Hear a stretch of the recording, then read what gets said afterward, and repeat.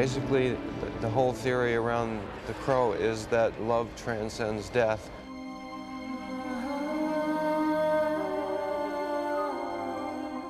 The comic book is an underground comic book. It's not Spider-Man or Superman, you know, it's not something for mass consumption. And it has a very hard edge to it. Well, The Crow brings you into a world unlike you've ever experienced before, and that's what a movie should do, especially in the area of fantasy film. So slide back down and close your eyes. See the world you must be told. I think you try and keep the integrity of the comic, what the comic was trying to say, and the vision of the comic, and you push it a bit further. You know, for a physical standpoint, what may have worked in the comic frame may not work as a piece of action in the film. I hope the expressionist graphic thing really comes through. I think that as a genre, comic books hardly been explored in film yet. I think most of the films that have taken comic book as a start point have really not grabbed onto the essence of what comic books are about and what that market is interested in, what that audience is interested in.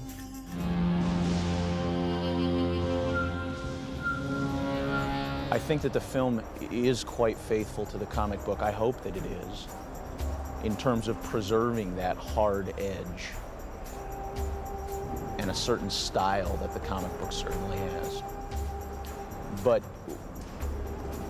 we had the responsibility to fill in some gaps that aren't necessarily there in the comic book because they're different mediums. You know, you don't have to tell a cohesive narrative story. In a comic book, you can do a lot with images and leave a lot up to the imagination of the reader. And he gradually learns along with the audience why he's come back, what his mission is.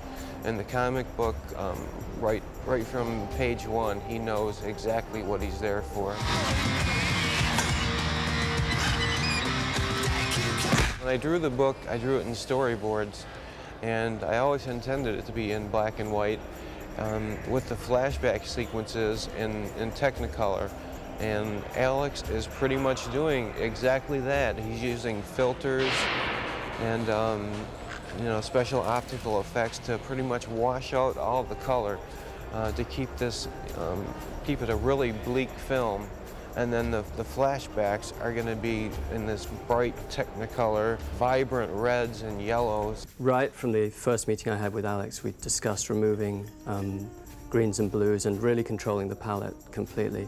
So the rain and the steam help that a lot because they just bleach out whatever color's there.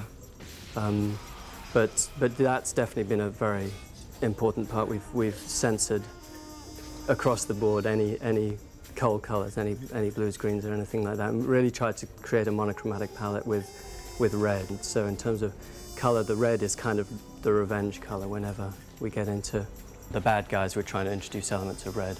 I would have deeply loved to shoot the whole film in black and white, but personally I love black and white. I think it's wonderful.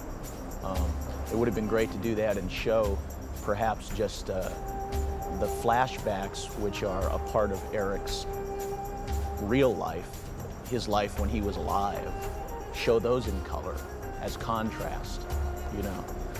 But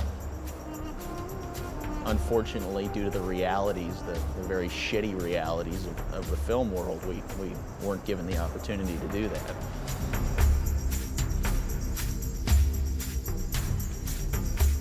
Eric the Crow is an everyman and was intended to be so.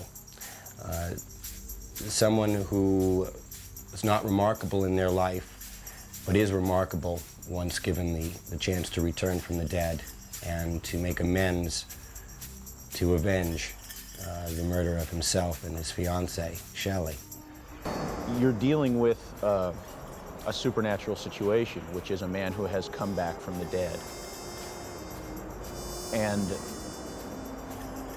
I think the thing that I enjoy most about this film is simply the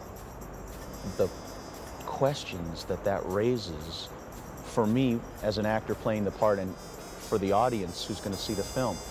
If you died, and a year had passed since the time that you had died, and during that year you have to assume that the people that you loved and the people who were in your life and loved you would have had a year now to grieve and come to some kind of terms with having lost you. And now suddenly you are given the chance to come back for 2 days. The world would be a very different place through your eyes from the point of view of having been dead for a year and knowing that you only had 2 days now to be alive, in a sense, again. And there would be some fascinating questions that would confront you, like, wouldn't you want to tell somebody? But at the same time, wouldn't you feel a certain responsibility not to trammel in the lives of the people who have had a year now, like I said, to deal with that loss? Sir, and you would see the world through these very different eyes, these eyes that are coming from a point of view and a perspective that no one really has. I think what he's doing is tremendously romantic, but I wouldn't term him a hero.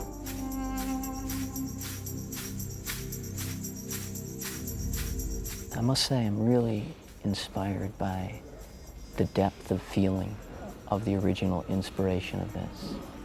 You know, when someone confronts those kinds of issues, you know, mortality and why is evil in the world, and if I can play a part in sort of illuminating that for an audience, as we know, reading is going away in the world, you know, and if we can re-inspire people to, you know, just as Milton was inspired by Homer and Virgil, you know, O'Barr is inspired to make his true experiences an homage to Milton and Poe.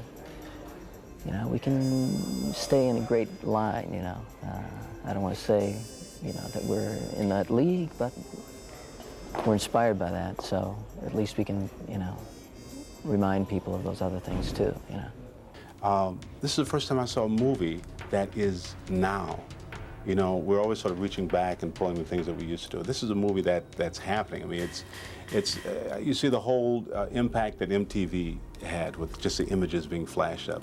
But here's a movie that has these very, very powerful images, and yet there's a story there. The story doesn't get interrupted.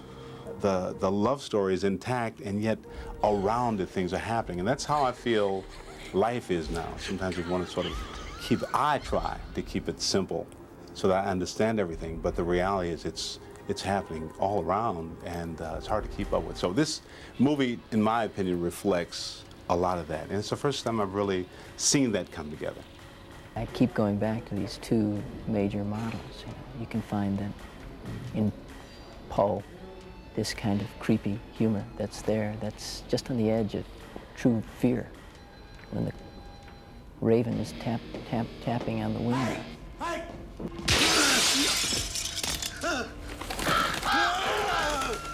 Suddenly, I heard a tapping, as of someone gently rapping at my chamber door. What are you talking about? There's a kind of wicked humor in those kinds of things, you know. That's the same kind of thing that we're going for here, you know. It's not something that tries to be sort of outside the reality or the truth of the inspiration that we're doing, but I think it shows up, you know, as it shows up in life. I mean, very bizarre situations are often darkly funny.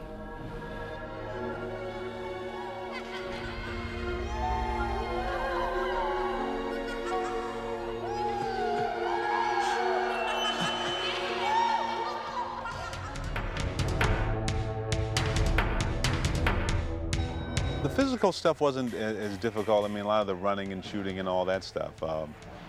That was probably the easier part. I'm not much into, well, I mean, action stuff is fun. It's always kind of fun to do. It kind of reminds me of being a kid and playing cowboys. But trying to find where this person is, I mean, in terms of his evolvement as a human being, that's what, and to be able to show that. And to find that part of me that is indeed similar. That was probably the real challenge, and hopefully, I know that if I can do that, then I've done my job and it works. Grange is a strange guy. I didn't really have a fix on him until I discovered this piece, which is, to me, it has a lot of, it looks simple enough, but it's like just the one little thing I needed that added a little comic book element. Grange is a corporate killer. He's an assassin who enjoys what he's doing. He's an ex-Vietnam person, but he really enjoys. He's the type of guy that if his task was to separate the flies from the honey, he would enjoy taking the flies out and then doing something else with the honey. I mean, he likes investigating the nature of death. I've played a lot of characters, but I've never played the character as Micah. So people think she's mean. This character's very mean and evil. That's a character I never played. So I'm very excited about that. For me, movies are larger than life. So any chance you get to make a larger than life character that's grounded in a reality base, because you can't act unless you understand the small, minute thing about it.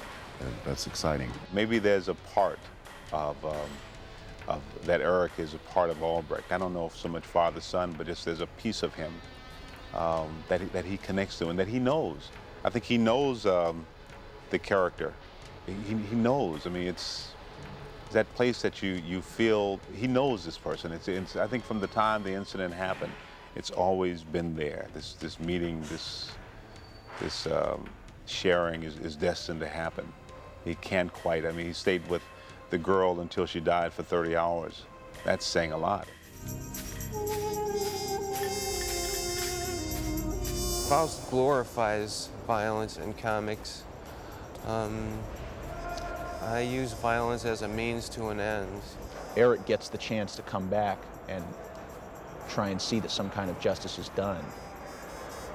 It's not necessarily a pretty subject, but it's one that I feel comes from him very organically and is quite justified. Guess it's not a good day to be a bad guy, huh, Skank? What a skank? That skank right there. Skank's dead. That's right. I try to always try and have some type of signature on it as far as making everything a little bit different.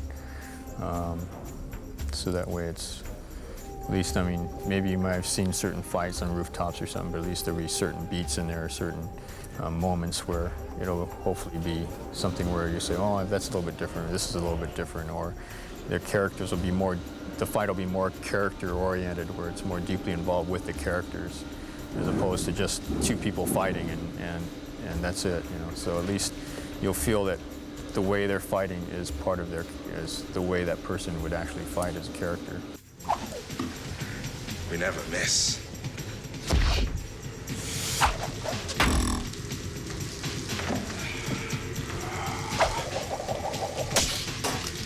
Try harder.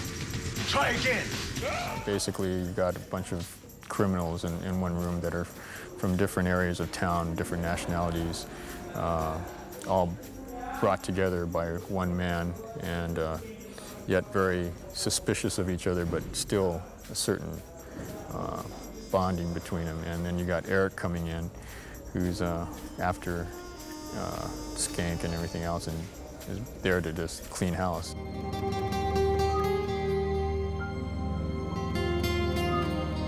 I mean, let's face it, this film represents, as most good films would, an escape from reality. And the world right now is not as a sun-kissed lemony place that we would like to maybe pretend it is. So I think the good thing about films like this is that they can provide some sort of healthy catharsis to be able to, for 2 hours, forget about that world outside. I'm aiming at that audience that watches it on 42nd Street, which is where I got a lot of my basic film education. They go in there, they buy the popcorn, and they're talking and they're intercoursing with each other, and they're, for a moment, all focused on the singular purpose. And I think that this film will certainly hold their attention as well as any that's been done, and probably beyond. I'll tell you something, I don't really care about any statements the film makes that have to do with that, because that's not Eric's point of view.